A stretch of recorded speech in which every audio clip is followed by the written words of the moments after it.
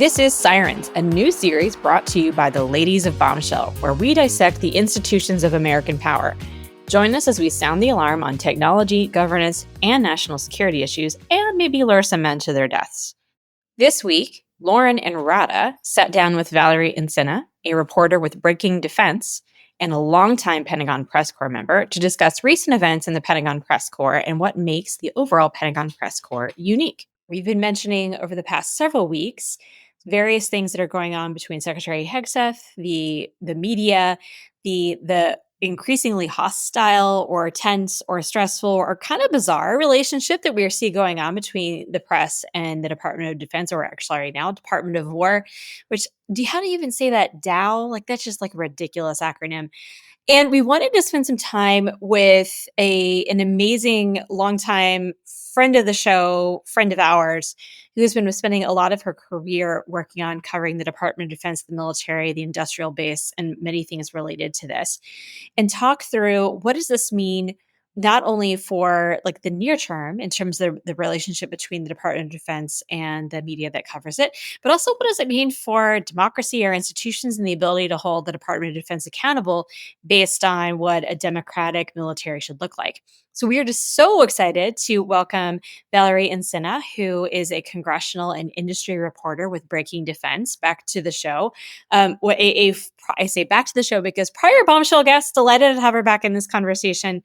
And for today, we want to kick off with a first question for you, Val, which is a really basic one that you have experience with. Of like, let's think about the before times when you had a Pentagon badge. Tell us what you would describe as a typical, if there is one, day in the life of a Pentagon reporter. Do you just like wander around the Pentagon and like run into the Secretary of Defense in the hallway? Do you meet the chairman for lunch? Do you get lost like everybody else? What's that like? Definitely get lost. Less though meeting the chairman for lunch. That would be cool. But, sadly, most of the time the chairman and the secretary, they're not going down to Popeyes in the food court to pick up a chicken sandwich the way that I would.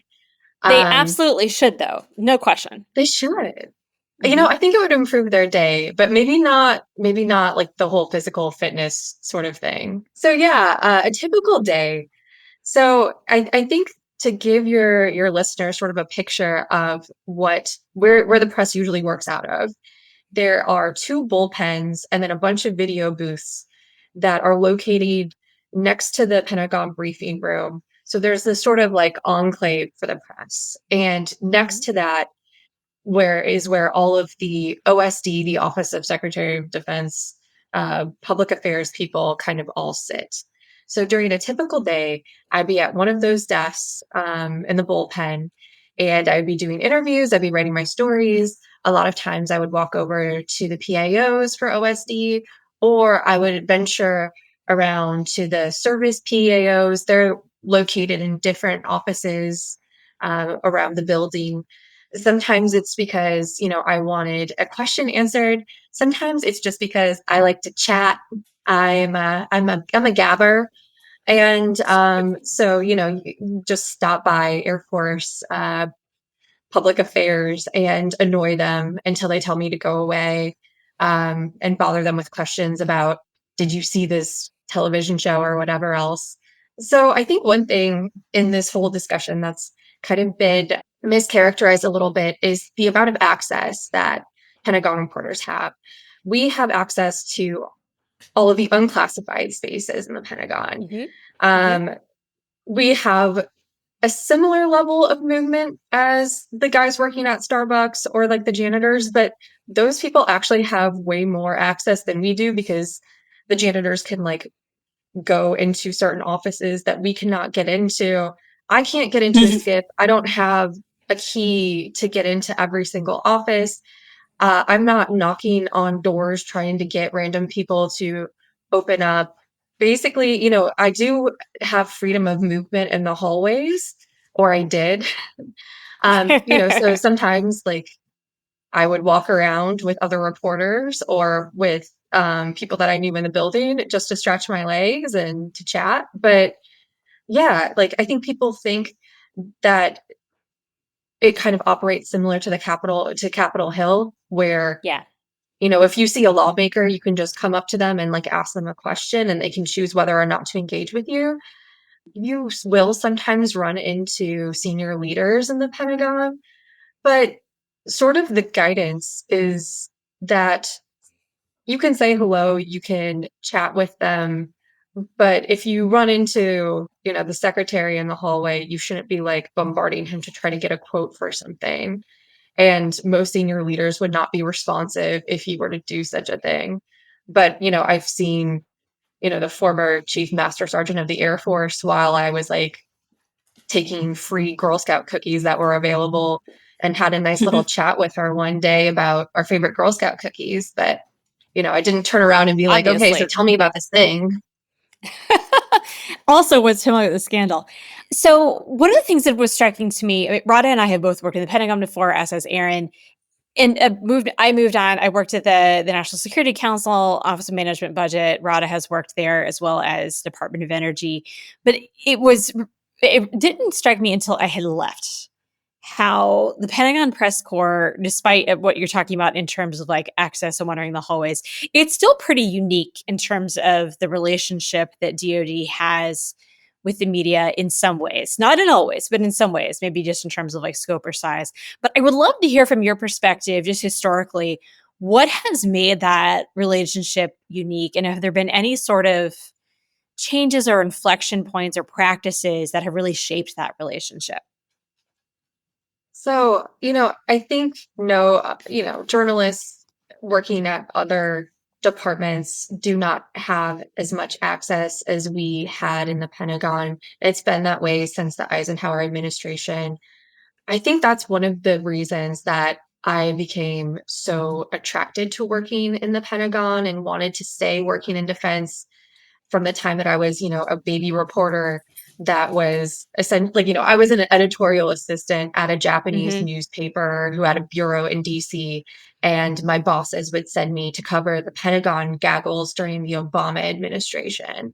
And what stuck out to me is like how kind people were and like the Yeah. level of expertise, um, both within the core of journalists as well as, obviously the military and civilian professionals that, you know, run the building essentially.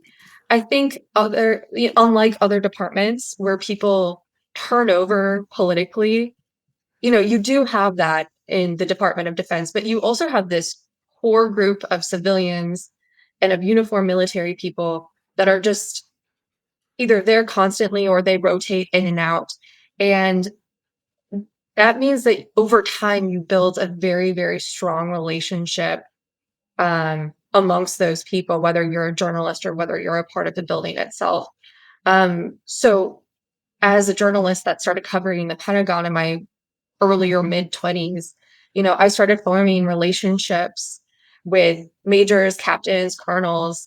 And then over my career, I've seen them grow in rank. And what really happens is you're able to build this trust that lasts years or sometimes decades, um, that I think is like very, very unique. Like, this is a place with Yeah. a very long institutional memory. Uh, a lot of journalists, that are older than me, they've, gone to active war zones embedded with the military. They've been hurt while doing those embeds. They were here on 9/11 in the Pentagon, and they covered what happened that day, and they knew people that died. So I think that is a really special thing, and I think everyone that works here understands how special it is to be a part of that and really approaches our work with a sense of care and understanding of the gravity of it. Yeah, I mean, kind of to Lauren's point, obviously, I have spent a good amount of time at the Pentagon, and it's not to say there isn't the normal tensions that come from reporters, being trying to seek stories, but there is a different kind of mutual respect of what everyone is doing there that has really spanned a number of different administrations and parties and time.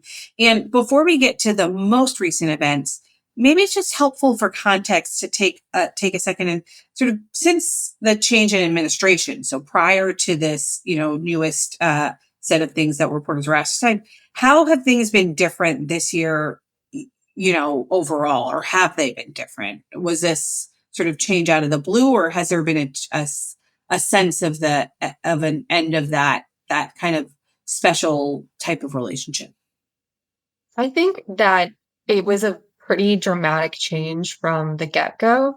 Broadly speaking, I think there's always been certain norms that were preserved in the past, even within the first Trump administration. There would be pretty frequent briefings, either on camera or off. There would be, you would have journalists go on trips. There was just traditions that were kind of upheld of, you know, certain news networks had their spaces for filming.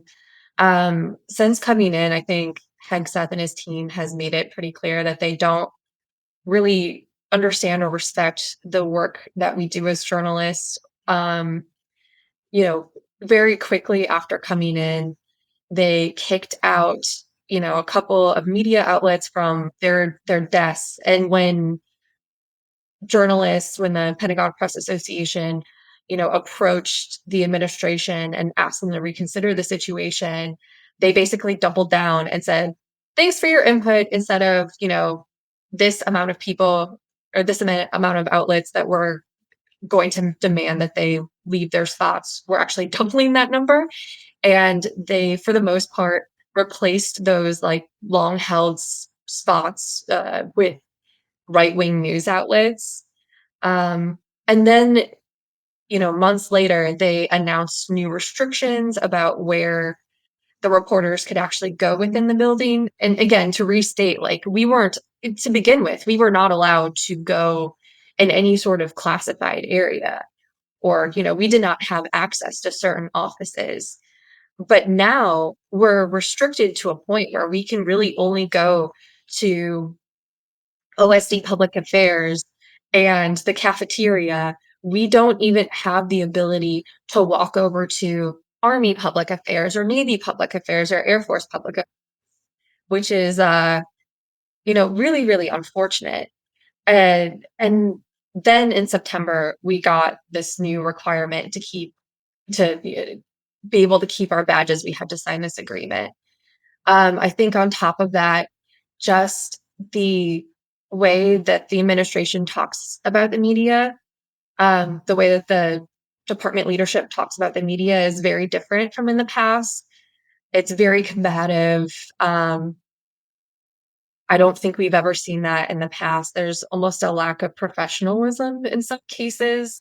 Like, I think everyone saw Hegseth calling out Jen Griffith from Fox, who's someone that has a ton of respect, no matter whether you're a Democrat or a Republican, that's someone that is sort of known for shooting straight. So I think that is telling for just the overall level of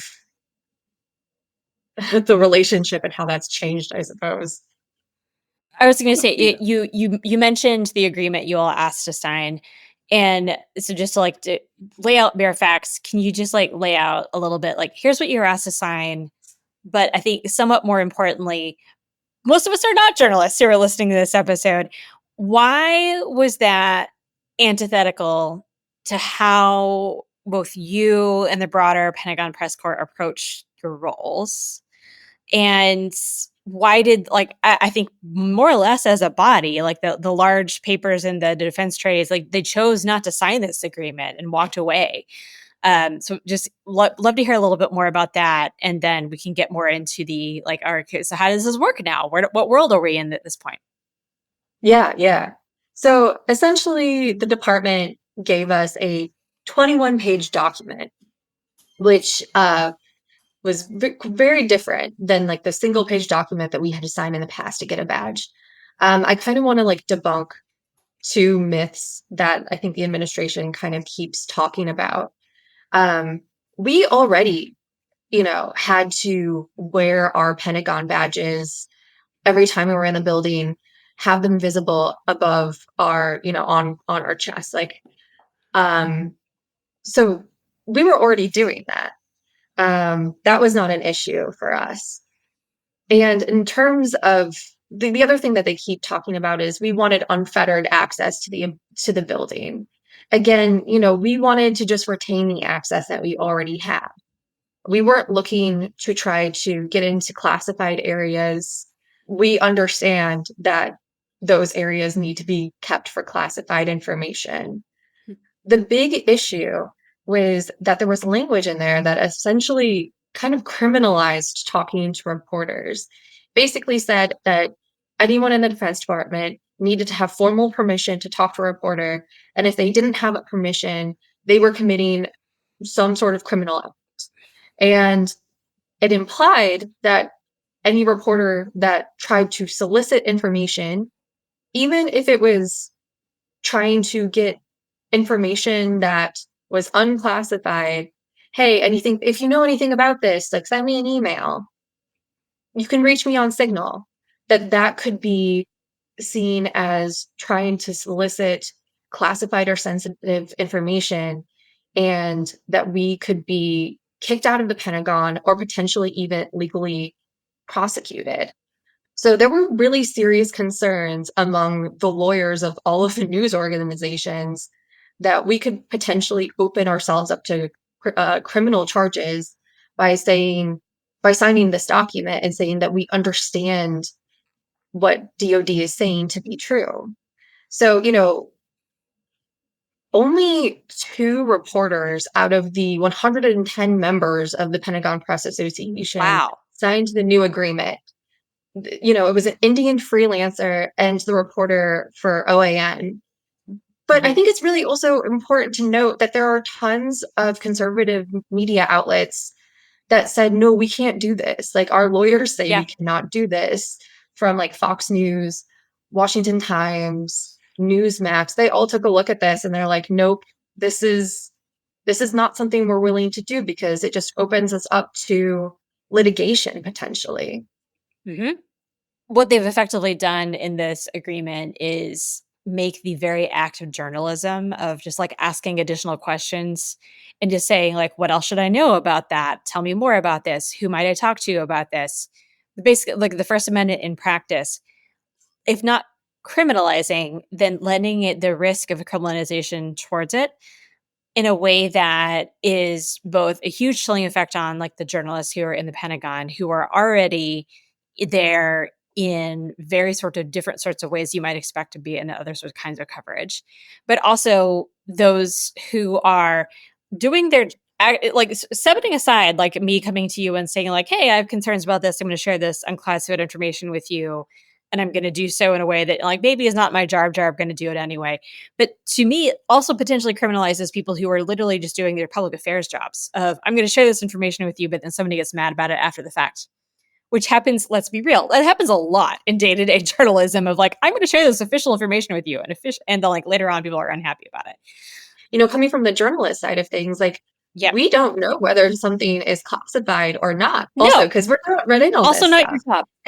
your job. And there are like times, that I've been told by sources like, this, piece of information A might be unclassified and piece of information B might be unclassified, but if you put them together, they could be classified.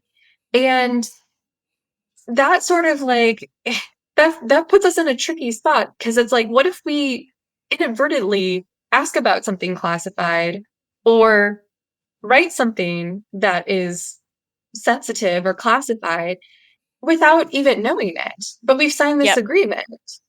So again, the fear of litigation is real. Which happens all the time in the national security context, where like there are ways to talk about things, combinations of information, people pairing different sorts of insights together that, don't get me wrong, are sensitive in and of themselves, but are like, it's just a really complex thing to help navigate without that kind of relationship that we're talking about. And like just to build on that point and then maybe turn to a question for you, Val, it's like I think part of the value of the relationship between public affairs officers and journalists is to be able to have those conversations when you need to have them, which is like, hey, that's really sensitive. We're worried about risk to personnel, or this is a critical news story. People should know, you can have those when you build the level of conversation between the media and journalists. So maybe a place to start, I do want to think about what the future looks like, but maybe the starting point and maybe motivator for our listeners, why do we want or need a strong and independent Pentagon press corps? Like what is the, we've talked about how it was the norm until recently. What do you see the sort of real value there in for the American people and for governance maybe more generally? Yeah, I mean, I think you need it to tell the real story of the Defense Department and the US military to its stakeholders and to the public, for good or for ill. Sometimes that means I get to break stories about how the US Air Force is the, first branch of the military in the entire world that has a sixth generation fighter, and that's really freaking cool. And then sometimes it means that we're going to have to report on military leaders that abused their position or wasted taxpayer dollars.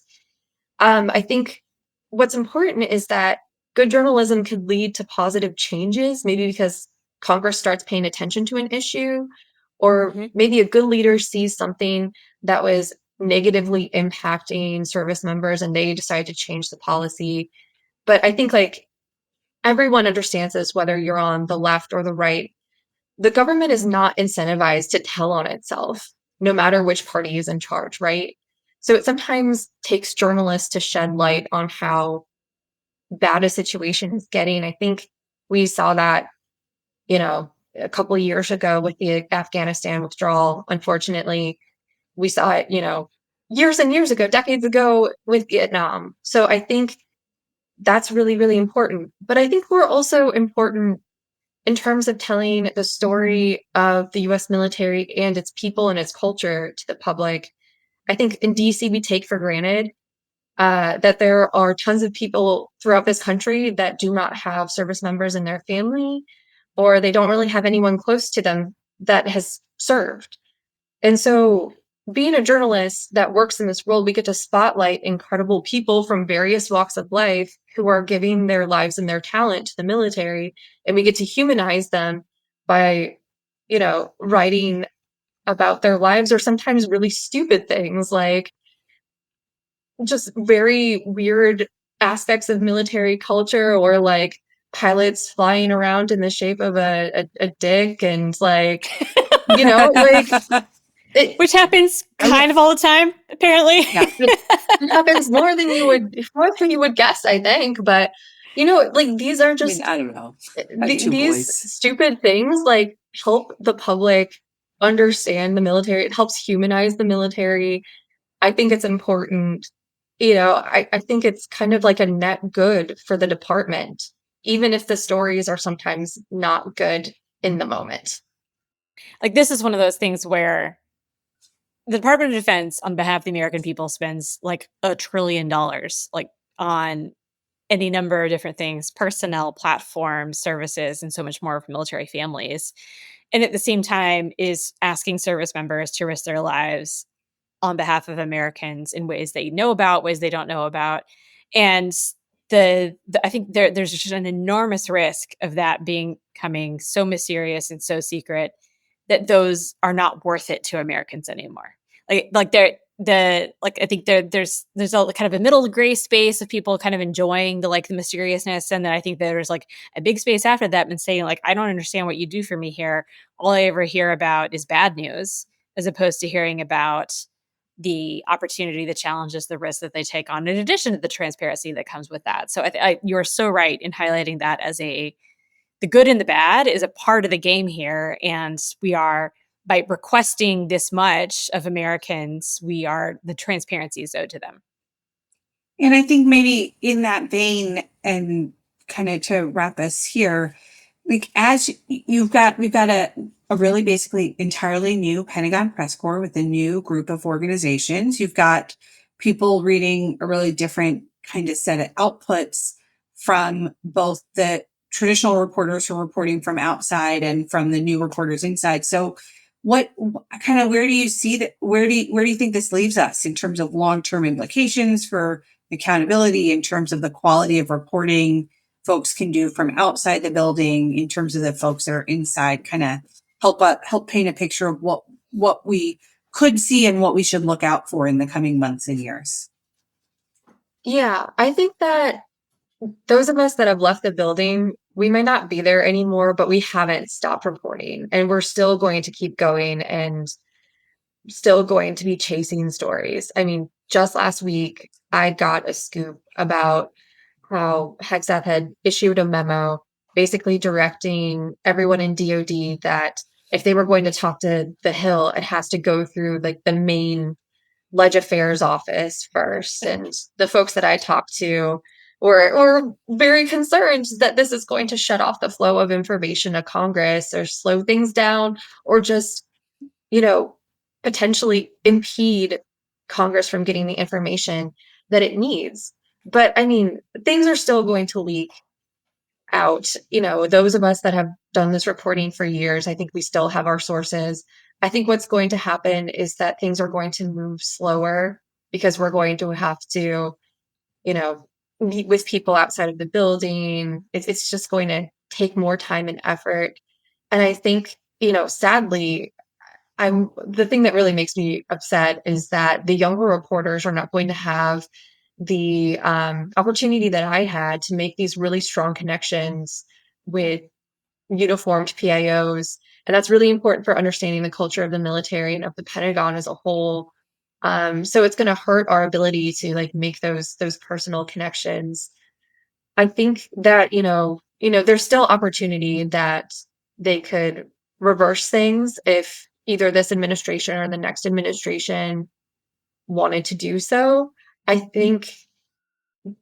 hope that in the future, the department and their senior leadership sees value in having reporters in the Pentagon, having the reporters that have for decades been there coming back, and just understanding that, like, we genuinely care about the military and our job really matters to us, even if it sometimes leads to difficult conversations or difficult stories about things that the government wants to keep buried.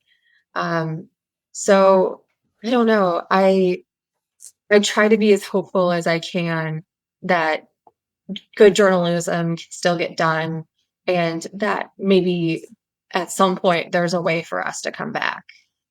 I have so many fingers crossed that future comes to be. I learned so much from various Pentagon reporters like Bob Burns from AP, John Ismay from New York Times, Jennifer Griffith, you had mentioned. So much of what I came to believe about what is so important about our military came from reading them. Being in the building was one thing. Reading them gave me an entirely different perspective on so much of our work. Dan Lamott at Washington Post and our friend Aaron Mehta.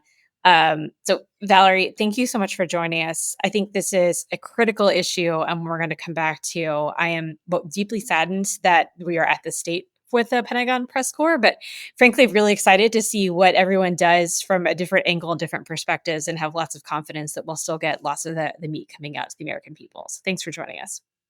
Thank you for having me. And yeah, if I could just say one last thing, if you care about this, keep talking to journalists. Don't share classified information with us. If you don't do that. Unless it's really important. Unless it's really important. But keep talking to us so that we can do our job and we can make sure that, we're holding leadership accountable and making sure that the stakeholders that need information are getting the information that they need.